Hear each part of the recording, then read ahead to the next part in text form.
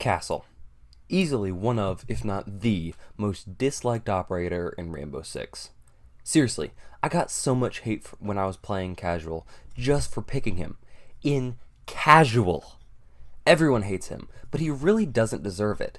His unique gadget is literally the ability to turn a door into a wall. It's a bulletproof reinforcement for covering anything you could normally barricade, and you get 4. It's a wonderful way to block or cover normal entry spots, which you probably haven't memorized, I certainly haven't, and force attackers to come in alternate routes. This opens them up to what I like to call the roamer's paradise.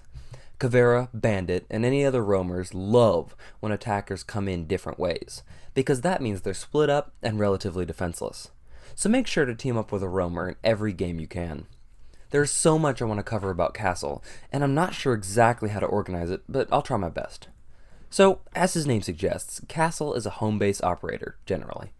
In fact, the first thing I'm going to cover is making your objective room into a bona fide fortress, or a castle, whatever you want to call it. So, his primaries are a shotgun and an SMG. Secondaries are a pistol and Super Shorty, the greatest secondary ever. It's a shotgun that hits so hard and has so much bullet spread that you can destroy entire walls with 3 shots, which, incidentally, is exactly what we'll discuss first. Castle excels at setup. Use your special barricades on CCs, or crucial choke points. For example, an easy entryway into the objective room, or a sneaky corner door, are CCs. Barricade them, and then put your proximity detectors over the door, so the attackers get called out if they ever do breach your barricades. Then cover every other door, reinforce every wall, and use your shotgun to give you good access through soft walls to a different room, or just make a peeking spot so you can kill anybody who enters your fortress without asking. Seriously, Castle is the human embodiment of America. He's big and strong, he's actually American, he hits hard, and kills anybody who enters his territory without asking. Heck, building walls is like his whole thing. His SMG is perfect for longer range shots, because it only takes 1 in the noggin for the enemy to leave you alone. Permanently.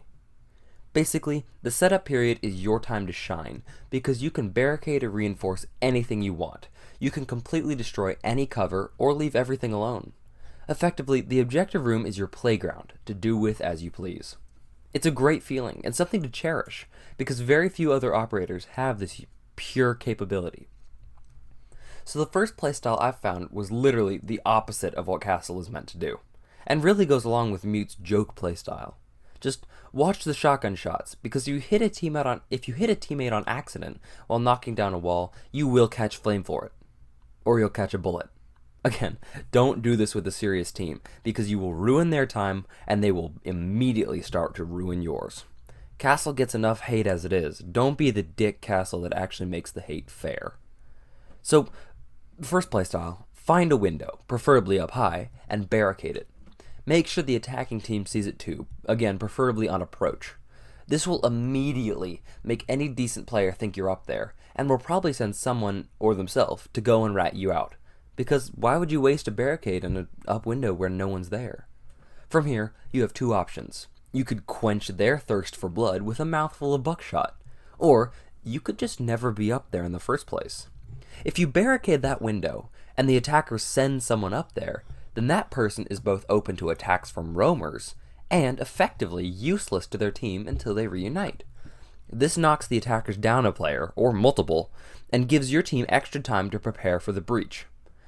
A way to solidify that you're up there at the barricaded window is to shoot drones as they scan for the objective, and maybe as they go up to find you, and allow them to get a ping off on you.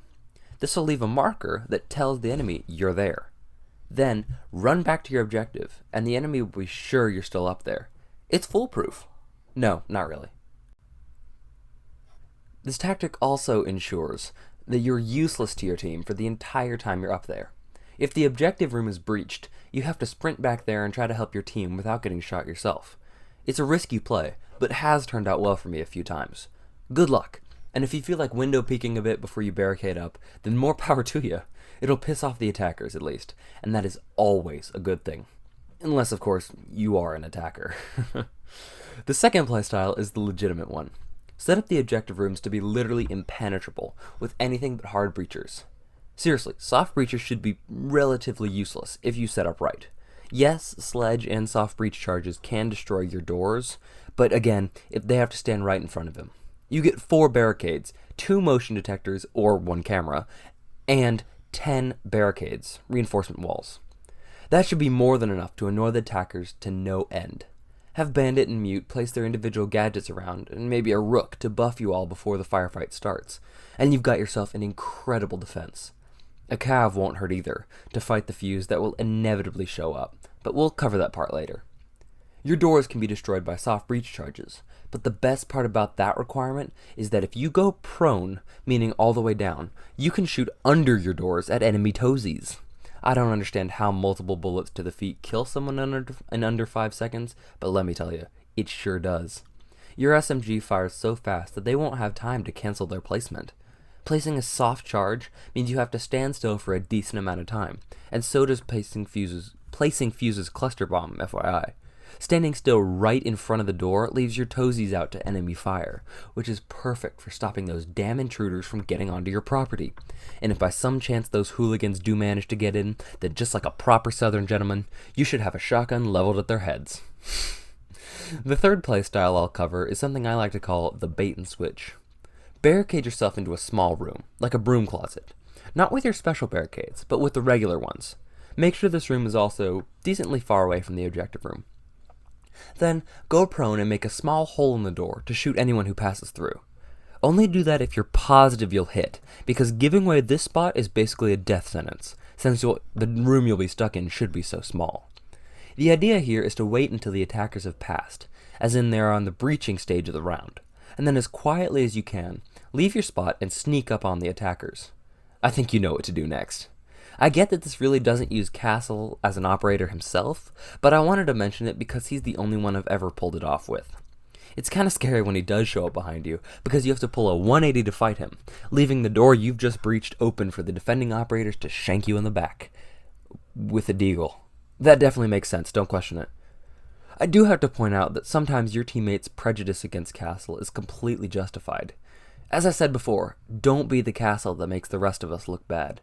Be very careful about where you barricade, and don't put them in spots your teammates need to run through until the end of the prep phase, else you'll find them tearing down your barricades to get to where they need to be. And you'll hear them screaming at you for stopping their movement during the actual round with where you put your barricades, even though you put them exactly where they asked you to. Just remember that depending on where you put them, your barricades can be just as much of a hindrance to your team as to the enemy. Another word of caution. Because your job is sealing you and your teammates into a relatively small room, you're open to a very destructive sort of attack. I hope you see where this is going, Fuse. If he gets his cluster charge off, you better damn well be far from it or have a corner to cover in, because he will drop all your barricades, motion detectors, and cameras with one charge. That's why having a roamer to cover Fuse is so crucial to Castle's success. If Fuse is left alone, he will rain down hell upon you, and you won't really have a way to fight back. Fucking Fuse. Thanks for watching, folks, and thanks to my first subscriber, Sid. 2Ds. Deal with it. Bye.